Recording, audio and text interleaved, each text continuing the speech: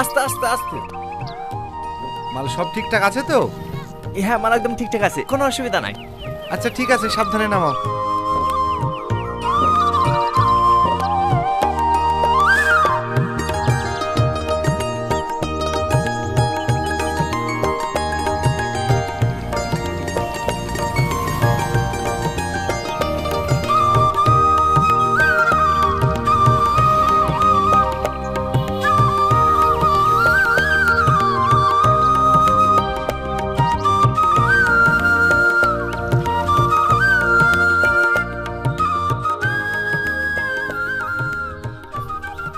চাচা, আমাদের ভাড়াটা। তোমরা খাওয়া দাওয়া করে তারপরে যাবে? না চাচা, খাওয়া দাওয়া করবো না। হ্যাঁ, আমাদের বাড়ি অনেক দূর, লেট হয়ে যাবে। কোথায় বাড়ি তোমাদের? সন্ন্যাসী ডাঙ্গা। সে তো অনেক দূর। হ্যাঁ। আচ্ছা ঠিক আছে।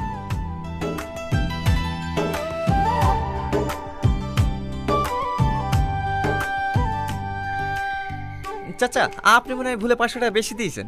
ওটা ভুলে দিইনি, আজ আমার একমাত্র মেয়ের বিয়ে, তাই খুশি হয়ে তোমাকে দিয়েছি। 300 টাকা তোমার, 200 টাকা পথে যেতে খেয়ে নেবে। ঠিক আছে চাচা, আসি তাহলে। চ। চাচা চাচা, সালমাকে বাড়িতে কোথাও খুঁজে পাওয়া যাচ্ছে না। ও মনে হয় অন্য কোনো ছেলের সাথে পালিয়ে গেছে। কি বলছিস তুই? হ্যাঁ, আমি ঠিকই বলছি। চ চ চ।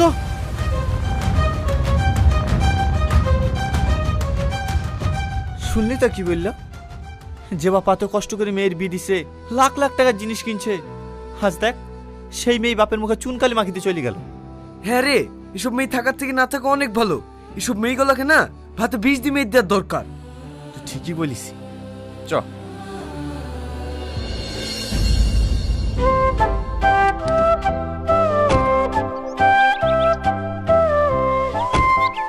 মা, মা, বাইরে আসো। হ্যাঁ আসছি। তুই তিরপলটা কোসা, ঠিক আছে?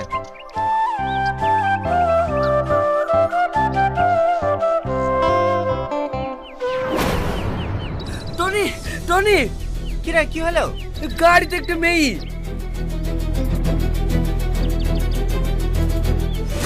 কে তুমি? ও, বুঝতে পেরেছি।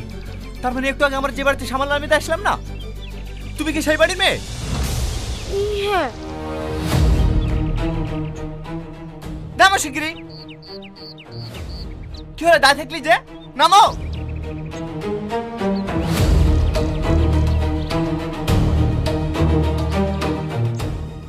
কি এটা? সামাল দিতে কিছু